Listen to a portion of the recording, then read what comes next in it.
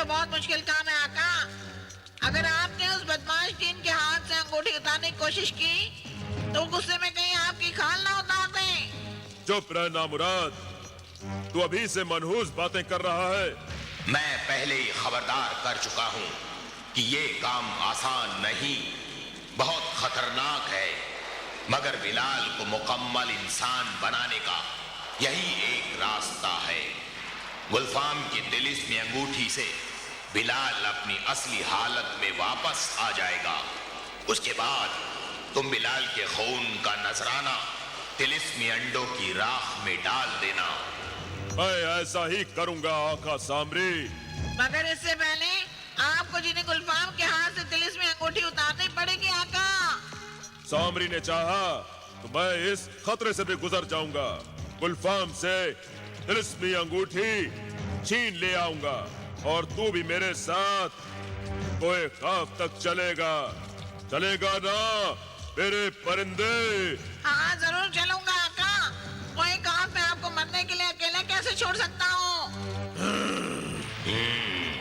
इजाजत दे आका सामरी, मैं जाता हूँ कोई खौफ की तरफ। जा जिब्रान, अगर तू अपनी जिद पर अड़ा है तो जा। तू भी जा तिलिस्मी परिंदे, अपने आका का ख्याल रखना और उसकी मदद करना। आप फिक्र न करें आका सामरी, मैं साए की तरह अपने आका के साथ रहूंगा। शुक्रिया आका सामरी, शुक्रिया।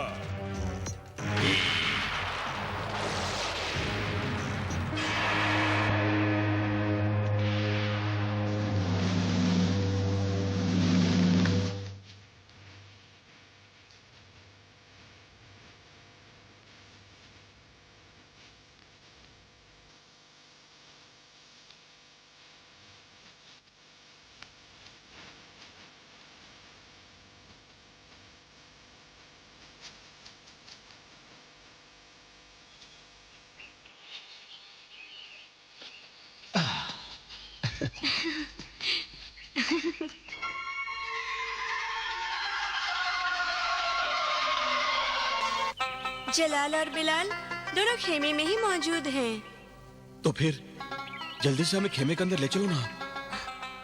जल्दी ले चलो चांद परी। जलाल और बिलाल मेरी वजह से घर छोड़ने पर मजबूर हुए थे। मुझे उनसे माफी मांगनी होगी। चलो चलो जल्दी अंदर चलते हैं। इतने बरसों सब्र किया तो थोड़ी देर और सब्र करो। पहले मैं अंदर जाऊंगी, सब खैरियत होगी तो तुम्हें भी अंदर बुला लूंगी। मैं ताली बजाऊं तभी अंदर आना। मगर ये एहतियात क्यों? इसलिए कि यूं अचानक तुम्हें देखेंगे तो शायद ये खुशी बर्दाश्त न कर पाएं। मैं पहले उन्हें इस खुशखबरी के लिए तैयार तो करूं। सिर्फ चंद लम्हों का इंतजार और बस ताली की आवाज सुनते ही अंदर आ जाना। ठीक है।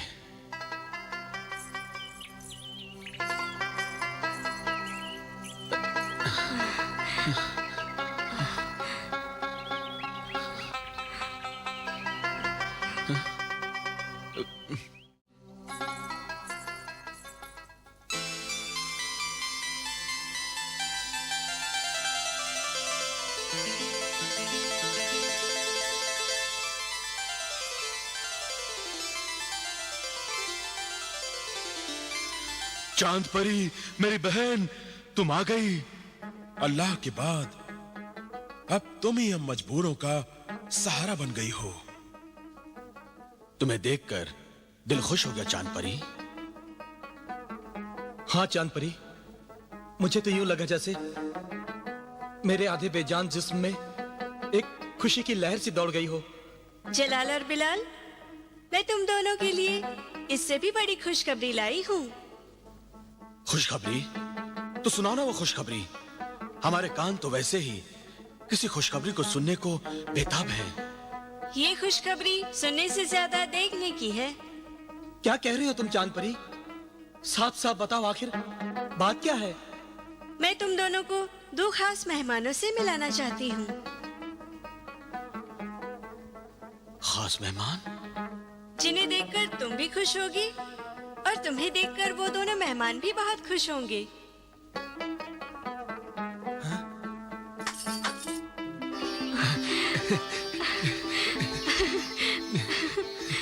चलो। हाँ। हाँ।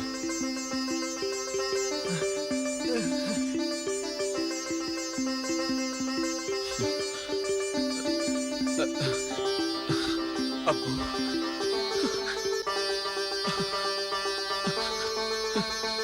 अब्बू, मेरे बच्चे, अब्बा जान, मेरे बच्चे जान, जलाल, मेरे बच्चे, अब्बा खुदा।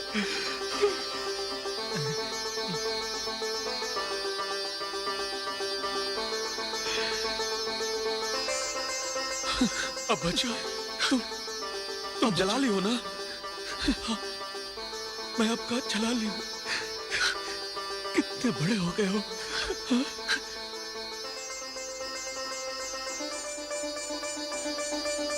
चला, अपनी माँ से नहीं मिलोगे? हाँ। अम्मी, क्या क्या अभी मुझसे नाराज हो? मुझे मुझे माफ कर दो। मुझे माफ कर दो बेटा। नहीं अम्मी, माफी मांगकर मुझे शर्मिंदा मत करो। चांद परी ने हमें सब बता दिया था। मुझे और बिलाल को आपसे कोई शिकायत नहीं है अम्मी, कोई शिकायत नहीं है। अम्मी, बेटा,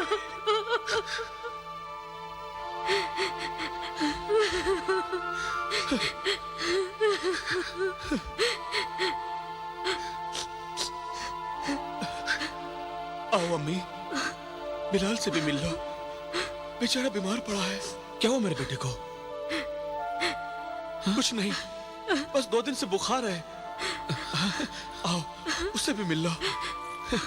अब्बा जान, अब्बा जान।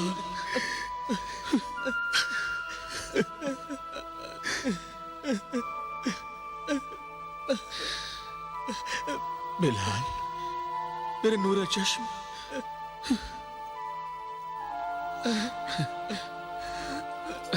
अम्मी, अम्मी, बिलाल, मेरे बेटे।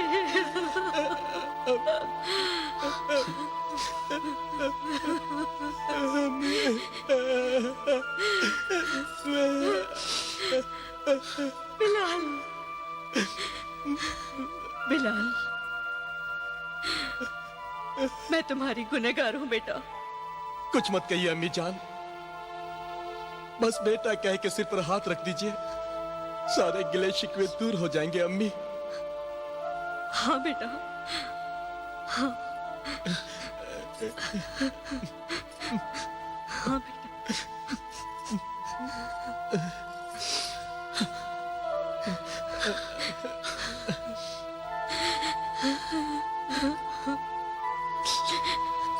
भाई, मैंने तुम सबको मिलाने का वादा किया था, सो वो वादा आज पूरा कर दिया। मगर अब मुझे जाना होगा। इतनी जल्दी?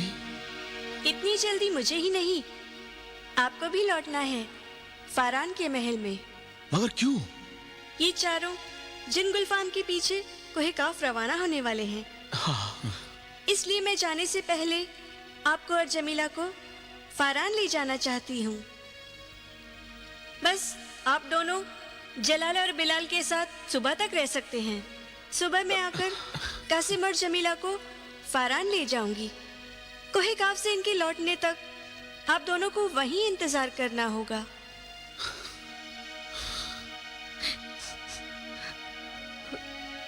ये मुलाकात तो बहुत छोटी हुई। चलो, प्यासे के मुंह में एक शबनम की बूंद भी गिर जाए तो बहुत है। अच्छा, तो कल सुबह तक के लिए मुझे इजाजत दीजिए। शब्बा खैर।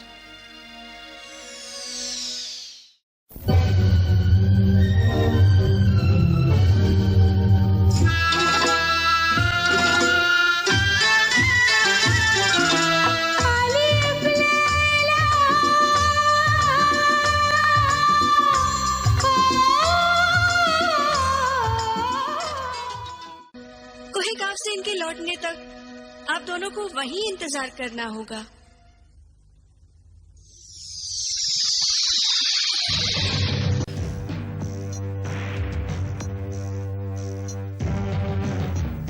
आका, आपके जादू से हम कोई काफ तो पहुंच गए, मगर मेरी तिलिस्मी आंखों की तिलिस्मी नजरें अब तक गुलफाम जिन की तलाश में दूर दूर तक भटक रही हैं। वो कहीं नजर नहीं आता, उसे कहाँ ढूंढेंगे? जिन्हें गुलफाम इतनी आसानी से नजर नहीं आएगा, वो जरूर किसी तिलिस्मी पर्दे की पनाह में छिपा हुआ है। आका, जिन्हें गुलफाम में पर्दा नशीन हसीना हो गया है क्या? ये कोहे खाफ है भोले परिंदे, कोहे खाफ। यहाँ कई बड़े राज पर्दे में छिपे हुए हैं। यहाँ हमसे बड़े बड़े जादूगर पड़े हैं। ये जिनों और परियों की बस्ती है। आदमजाद यहाँ सिर्फ कैदियों और गुलाम की शक्ल में नजर आएंगे। अगर आपको किसी जिन ने गुलाम बना लिया तो मैं क्या करूँगा आका? जिनों की इस बस्ती में जिब्रान किसी का गुलाम बनने नहीं, बल्कि गुलफाम जिनको अपना गुलाम बनाने आया है। शायद तुम भूल रहे हो तिलिस्मी परिंदे कि हम यहाँ गुलफाम जिन की वो तिलिस्मी अंगूठी हासिल करने आए हैं। जरा आहिस्ता बोलिए आका, जरा आहिस्ता। यहाँ की दीवारों में आवाजें गूंजती हैं। किसी ने सुन लिया तो लेने के देने पड़ जाएंगे आका। यहाँ कोई सुनने वाला नहीं। दूर दूर तक ना कोई आदम है और ना ही कोई आदमजाद। आका, लगता है कोई काफ के सारे जिन कहीं छुट्टियां मनाने चले गए हैं। अभी हम आबादी से बहुत दूर हैं। चलो चलकर हम देखते हैं और गुलफाम जिन का पता करते हैं। चलिए आका, चलिए। अरे जल्दी चलिए।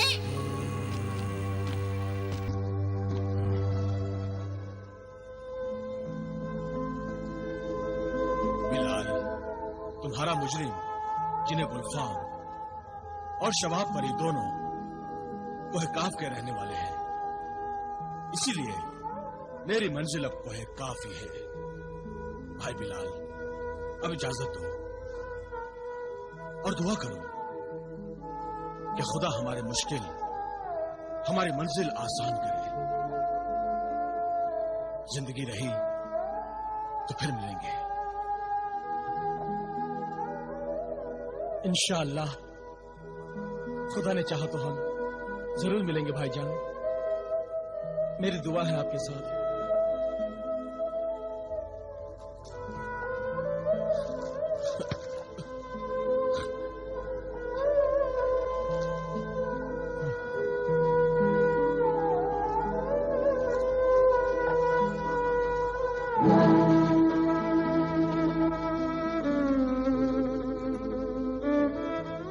खुदा हाफिज, फी अमानिल्लाह। खुदा हाफिज, खुदा हाफिज।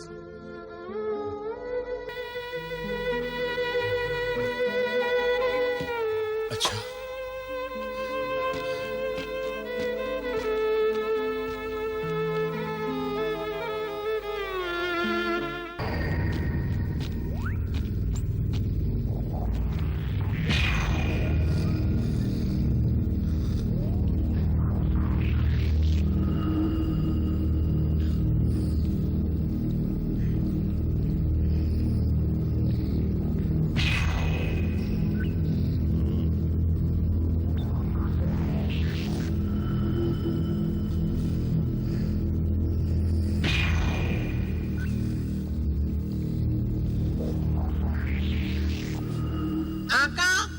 जादू की इस नगरी कोहकाफ में ये शख्स मिट्टी के बेजान परिंदे क्यों बेच रहा है? तेरी तरह तेरा आका जिब्रान भी हैरान है तिलिस्मी परिंदे। शायद कोई खाफ में रहने वाले लोग मिट्टी के बेजान परिंदे रखने का शौक रखते होंगे।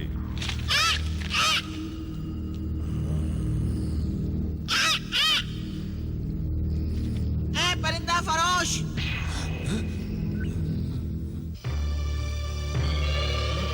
मिट्टी के इन बेजान परिंदों की दुकान क्यों सजा रखी है? हैं? मिट्टी का परिंदा बोलने लगा? मिट्टी का नहीं, असली परिंदा बोल रहा है। अकल के दुश्मन।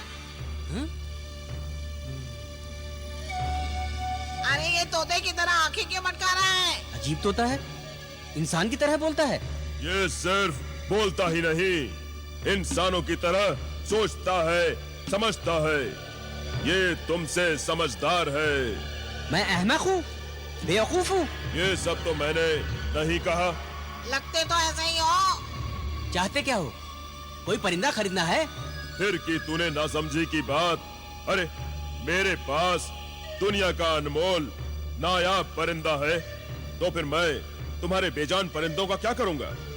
मैं तो सिर्फ यहाँ ये जानने के लिए रुक गया था कि जब असल परिंदे इतनी आसानी से मिल सकते हैं, तो फिर ये बेजान परिंदे तुम क्यों बेचते हो?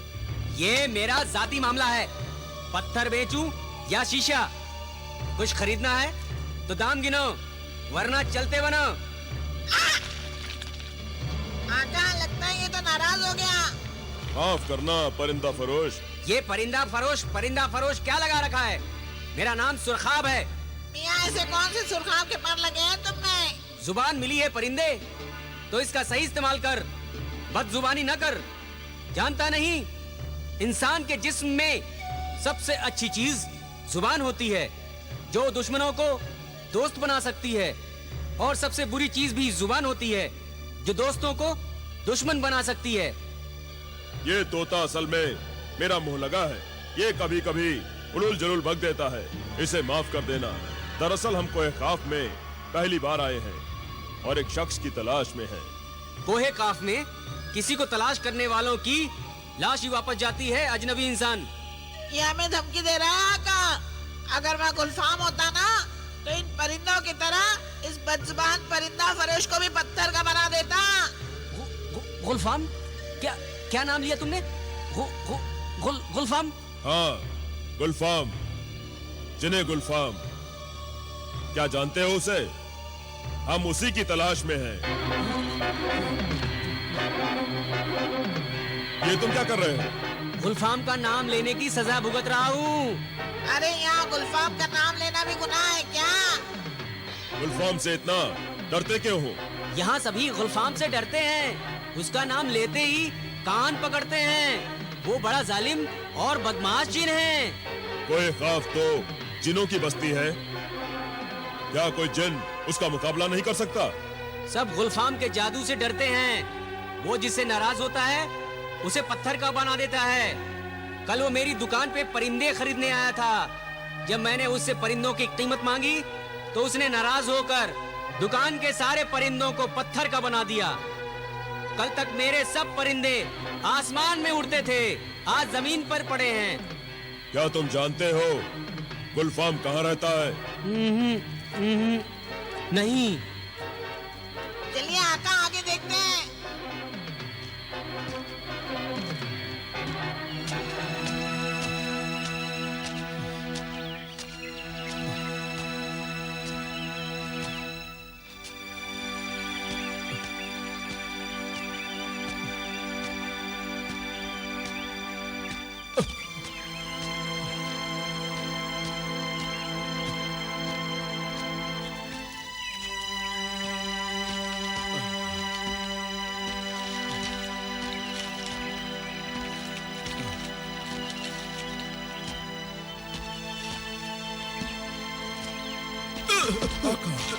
आका,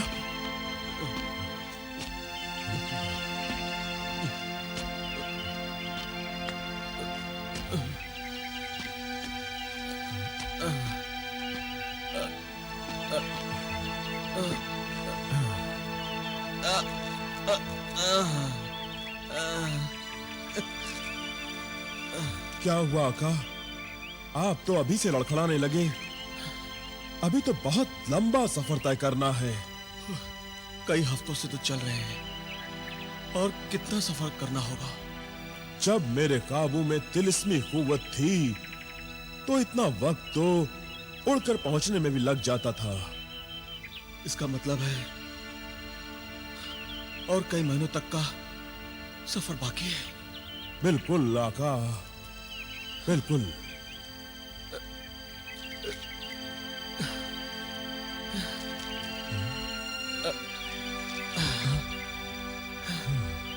ये देखो,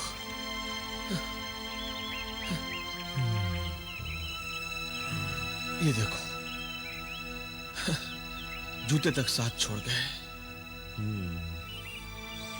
अब नंगे पैरों इन कांटे भरे रास्तों पर कैसे सफर हो सकता है?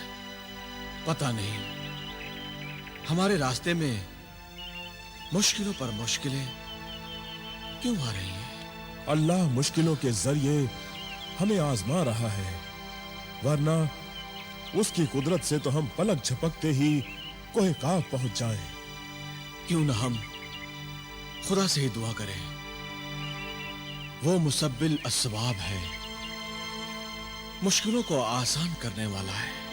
चरिंदे परिंदे हैवान इंसान सबकी ताकत तो अल्लाह ही के सबब है। आज अगर हम बयारों मददगार हो गए हैं तो क्या अल्लाह हमारी मदद जरूर करेगा। आओ हम दोनों मिलकर खुदावंद करीम की बारगाह में हाथ उठाकर दुआ मांगे।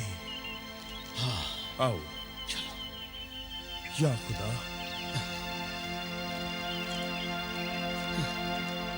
ऐ जमीन और आसमान के मालिक, ऐ दो जहां के मालिक, हम तेरी इबादत करते हैं, हम तेरी रियाजत करते हैं। ऐ अल्लाह, तू रहीम है, तू हम पर रहम कर। ऐ अल्लाह तू करीम है, हम पर करम कर। ऐ बंदा परवर, हम तेरे नेक बंदे हैं और नेकी की खातिर शैतानी कुव्वतों से मुकाबला करने निकले हैं। खुदाया अपनी कुदरत से ऐसे असबाब पैदा कर कि हम इन कुव्वतों का मुकाबला कर सकें और बदी पर नेकी को फतेह हासिल हो। आमीन सुम्मा आमीन। सुबह से हम झगड़ रहे हैं और दोपहर होने को आई, मगर अभी तक ये फैसला नहीं हो सका कि कालीन किसके हिस्से में आएगा, सुरमेदानी किसको मिलेगी और वो सोटा कौन ले जाएगा। फैसला होगा भी कैसे अकील भाई, फैसला होगा भी कैसे? क्या हम तीनों के अलावा और चौथा भी कोई है जो फैसला करे? अकील भाई, शकील भाई, मैं आप दोनों से छोटा हूँ, इसीलिए आप दोनों मेरे साथ बेइंसाफी करना चाहते हैं, मेरा हक छीनना चाहते हैं, इसीलिए फैसला नहीं हो रहा है। अगर आप दोनों मुझे कालीन देने को राजी हो जाए तो झगड़ा खत्म होगा भाई। मैं तुम दोनों से बड़ा हूँ, तुम दोनों को मेरी बात माननी चाहिए। कालीन पर सिर्फ मेरा हक है। नहीं भाईजान, अब्बा जान की वसीयत के मुताबिक कालीन मेरे हिस्से में आता है, ये मेरा हक है, मैं इसे लेके रहूंगा। ये मुझे दे दीजिए। शकील भाई, अब्बा जान वसीयत लिखने से पहले अल्लाह को प्यारे हो गए थे। अरे आप दोनों मुझसे बड़े हैं, यूं बच्चों की तरह झगड़ा मत कीजिए। कालीन मुझे दीजिए और सोटा और सुरमेदानी आपस में बांट लीजिए। ये कैसे हो सकता है? हैं? तुम सबसे छोटे हो और तुम्हें फैसला करने का हक हासिल नहीं है। बड़ा होशियार बनता है, कहते हैं कालीन मुझे दे दीजिए। हम बेवकूफ हैं? जितना ही छोटा उतना ही खोटा। भाई, मैं छोटा हूं पर खोटा नहीं हूं। मैं छोटा हूं इसलिए आप दोनों मिलकर मुझे उल्लू बनाना चाहते हैं, मुझे गधा समझते हैं आप लोग। नहीं, मैं आप दोनों की बातों में नहीं आने वाला। भाई, मैं सुरमेदानी नहीं लूंगा, मुझे कालीन दे दो भाई, मुझे कालीन दे दो। ओफ, बात वहीं आकर अटक गई। जिन्हें दौलत समझ में नहीं आता, ये तीनों भाई एक मामूली सुरमेदानी, एक सोटे और एक कालीन जैसी मामूली चीजों पर इतनी जिद और झगड़ा क्यों कर रहे हैं? माफ करना आका, आदमजाद ऐसी मामूली चीजों पर इतना झगड़ा नहीं किया करते। मतलब ये आका कि ये तीनों लालच के मारे हैं। लालच के मारे? देख नहीं रहे हैं आप?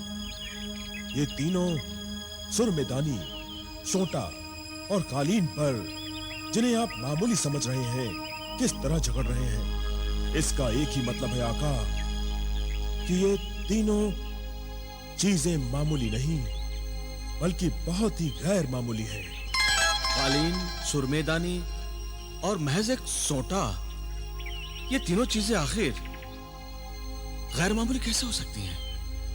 मैं जिन हूं आका, मैं बगैर देखे ही समझ सकता हूं कि वो तीनों चीजें तिलिस्मी हैं। तिलिस्मी है?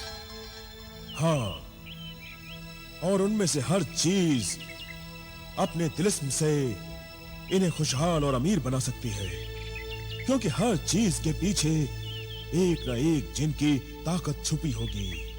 तब तो इन्हें झगड़ा नहीं करना चाहिए, एक एक चीज आपस में बांट लेनी चाहिए। ये आदमजाद की फितरत है आका कि जो कुछ उसके पास है उस पर खिनात नहीं करता, न सब्र शुक्र करता है, सिर्फ लालच के मारे दूसरों की चीजें हड़प करने के फेर में पड़ा रहता है।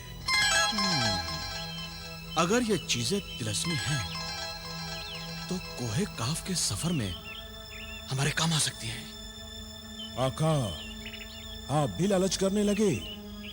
वो दूसरों की चीजें हैं, उन पर हमारा कोई हक नहीं है। नहीं नहीं जिन्हें दौलत, तुम मुझे गलत समझ रहे हो। मैं एक तीर से दो शिकार करना चाहता हूं। वो कैसे आका? मैं पहले तो इन भाइयों को, जो सगे भाई होकर लालच के मारे भाईचारे को भूल गए हैं, उन्हें उनके लालच की सजा देना चाहता हूं। और वो सजा क्या होगी आका? वो तिलिस्मी चीजें जो इन्होंने अपनी मेहनत से हासिल नहीं की है, बल्कि इन्हें विरासत में मिली है, इसीलिए उन्हें इसके मोल का अंदाजा नहीं है। लिहाजा जब वो ये चीजें ये गंवा बैठेंगे, तो उन तिलिस्मी चीजों की सही कदर कीमत समझ सकेंगे और उन्हें अपनी गलती का एहसास भी हो जाएगा। इसका मतलब ये आका कि आप उनसे वो चीजें छीन लेना चाहते हैं। हाँ, मगर कुछ दिनों के लिए, ताकि उन्हें समझ आ जाए और हम इन चीजों से अपना काम निकाल लें। ये चीज हमारे पास इन भाइयों की अमानत होगी। तरकीब तो अच्छी है आका, लेकिन इन चीजों को हासिल करने से पहले इन चीजों का तिलिस्मी राज हमें मालूम करना होगा, वरना ये चीजें भी हमारे लिए मामूली चीजें बनकर रह जाएंगी। ये कौन सा मुश्किल काम है? चलो कोई तरकीब लड़ाकर इन तीनों लालच के मारों से ये राज उगलवा लेते हैं। शकील, चल। हटो, हटो।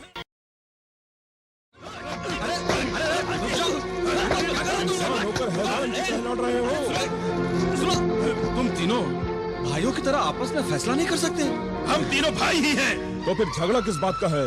बात ही कुछ ऐसी है, हम अपना बंटवारा नहीं कर पा रहे हैं। अरे बंटवारा करना कौन सा मुश्किल है? शहर में किसी से भी कह देते, वो कर देता। अरे भाई, हमारे शहर में कोई झगड़ा करता है तो कोई दूसरा दखल नहीं देता, ना कोई बीच बचाव करता है, सब दूर खड़े तमाशा देखते हैं। इसीलिए तुम शहर से बाहर इस वीराने में झगड़ा कर रहे हो। आप लोग यकीनन यहाँ अजनबी हैं, वरना हमारे झगड़े में मुदाखिलत ना करते। हम मुसाफिर हैं। आप दोनों शरीफ लोग दिखाई देते हैं, शायद अल्लाह ने आप लोगों को हमारा फैसला करने के लिए ही भेजा है। हाँ, अब आप ही लोग हमारा फैसला कीजिए। अब आप लोग ही हमारा फैसला कर सकते हैं। ठीक है, हम इंसाफ करेंगे, मगर शर्त यह है कि तुम तीनों को हमारा इंसाफ मंजूर हो तो। हाँ, मंजूर है। हमें मंजूर है। अच्छा ये बताओ, क्या खुदा की दी हुई जमीन का बंटवारा करना है? नहीं नहीं, नहीं नहीं, तो फिर किस चीज का बंटवारा करना चाहते हो? सुरमेदानी, कालीन और सोटे का। हमारे वालिद मरहूम अपने पीछे एक कालीन, एक सोटा और एक सुरमेदानी छोड़ गए हैं। हाँ, विरासत में मिली है हमें तीनों चीजें। यकीनन तुम अपने मरहूम बाप से बहुत मोहब्बत करते हो, जो उनकी निशानियों को यादगार के तौर पर अलिफ लैला अलिफ लैला अलिफ लैला अलिफ लैला अलिफ लैला अलिफ लैला